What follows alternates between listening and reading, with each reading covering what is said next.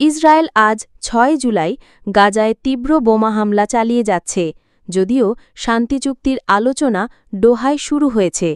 ন্যায়তম চুক্তির প্রস্তাবে হামাস ইতিবাচক প্রতিক্রিয়া দেখিয়েছে, তবে ইসরায়েল কিছু শর্ত অগ্রাহ্য করে চুক্তির মূল কাঠামো পরিবর্তন করতে চায় না।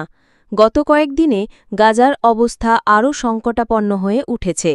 এতে অসহায় বেসামরিক মানুষের হুমকি ও ধ্বংসযজ্ঞ বেড়েছে।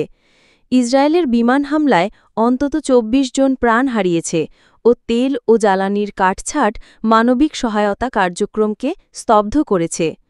ডোহায় শান্তি আলোচনায় ইসরায়েল নিজের অবস্থান বলিষ্ঠ রাখছে, আর হামাস ক্ষুদ্র পরিবর্তন চেয়ে আলোচনায় যোগ দিয়েছে।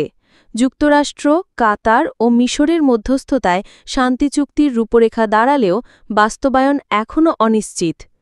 ২. রাশিয়া ইউক্রেন রেকর্ড হারে ড্রোন ও ক্ষেপণাস্ত্র হামলা। রাশিয়া সম্প্রতি কিয়েভ ও আশপাশের এলাকায় সর্ববৃহৎ ড্রোন ও ক্ষেপণাস্ত্র হামলা চালিয়েছে, যা যুদ্ধের ইতিহাসে একটি ভয়ঙ্কর রেকর্ড গড়েছে। একসঙ্গে ৪০টিরও বেশি ড্রোন ও ২০টির মতো ক্ষেপণাস্ত্র ছোড়া হয়েছে, যার বেশিরভাগ ইউক্রেনের প্রতিরক্ষা ব্যবস্থা আটকাতে সক্ষম হলেও কিছু লক্ষ্যবস্তুতে সঠিকভাবে আঘাত হানে। এই হামলায় অন্তত ২ জন নিহত ও ২০ জন আহত হয়েছে বলে জানায় ইউক্রেন কর্তৃপক্ষ। কিয়েভে বিদ্যুৎ বিভ্রাট ও হাসপাতালের কার্যক্রম ব্যাহত হয়েছে। ইউক্রেন সরকারের পক্ষ থেকে প্যাট্রিয়ট ক্ষেপণাস্ত্রের আরও ইউনিটের জন্য পশ্চিমা দেশগুলোর কাছে অনুরোধ জানানো হয়েছে। আন্তর্জাতিক মহল, বিশেষত জাতিসংঘ, এই হামলার নিন্দা জানিয়েছে।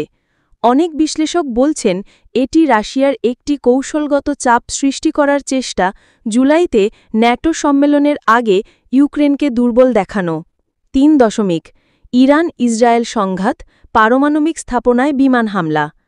ইসরায়েল সম্প্রতি ইরানের অভ্যন্তরে সন্দেহভাজন পারমাণবিক ও সামরিক স্থাপনায় বিমান হামলা চালিয়েছে।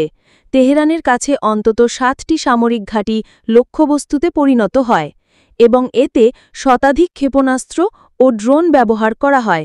এই আক্রমণে ৩০ জন সামরিক সদস্য নিহত এবং বহু অবকাঠামো ধ্বংস হয়েছে।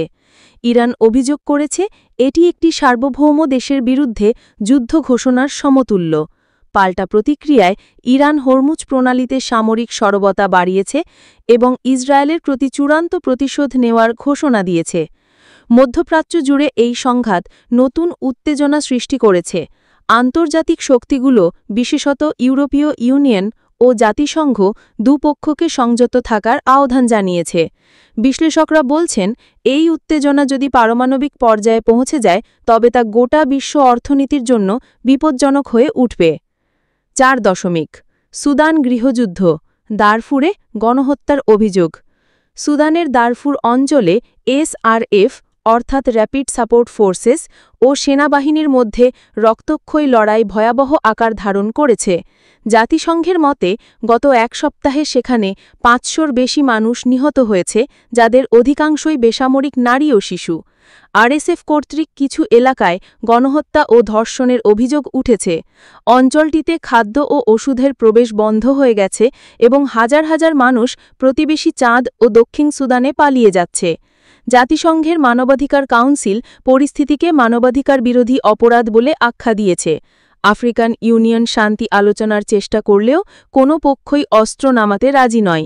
বিশ্লেষকরা বলছেন এই সংঘাত শুধু সুদানের অভ্যন্তরীণ বিষয় নয়, এটি আফ্রিকার পূর্বাঞ্চলিক নিরাপত্তা ও মানবিক স্থিতিশীলতার ওপর সরাসরি প্রভাব ফেলছে।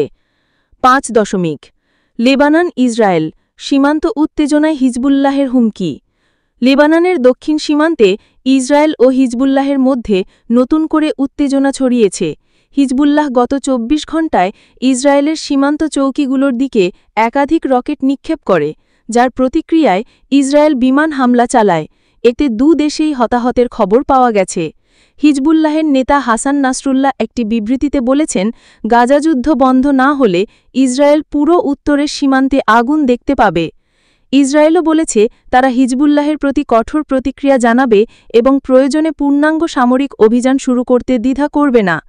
ফ্রান্স ও যুক্তরাষ্ট্র পরিস্থিতি নিয়ন্ত্রণে আনতে মধ্যস্থতা করছে। এই পরিস্থিতি আরও বড় সংঘাতের রূপ নিতে পারে বলে আশঙ্কা করছে জাতিসংঘ। সীমান্তের বহু গ্রাম খালি করে ফেলা হয়েছে এবং আন্তর্জাতিক মানবিক সহায়তা সংস্থাগুলো উদ্বেগ প্রকাশ করেছে। 6. মিয়ানমার গৃহযুদ্ধ, সেনাবাহিনীর বিরুদ্ধে জাতিগত বাহিনীর অগ্রগতি।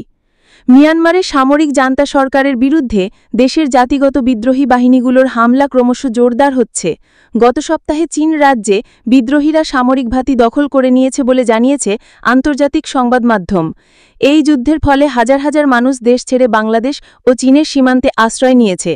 জান্তা বাহিনী বেসামরিক জনগণের বিরুদ্ধে ব্যাপক গণহিংসা চালাচ্ছে, বোমাবর্ষণ, ধর্ষণ ও আগুনে পুড়িয়ে দেওয়ার অভিযোগ উঠেছে। জাতিসংঘ এই সংঘাতকে একটি নীরব গণহত্যা বলে আখ্যা দিয়েছে। যুক্তরাষ্ট্র ও যুক্তরাজ্য জান্তার ওপর নতুন নিষেধাজ্ঞা জারি করেছে। অনেকেই বলছেন মিয়ানমার এখন একটি সম্পূর্ণ ব্যর্থ রাষ্ট্রে পরিণত হচ্ছে। মানবিক সহায়তার প্রবেশ বন্ধ হয়ে যাওয়ায় পরিস্থিতি আরও শোচনীয়। এই গৃহযুদ্ধ কবে শেষ হবে বা কোনো রাজনৈতিক সমাধান সম্ভব কিনা তা এখনও অনিশ্চিত।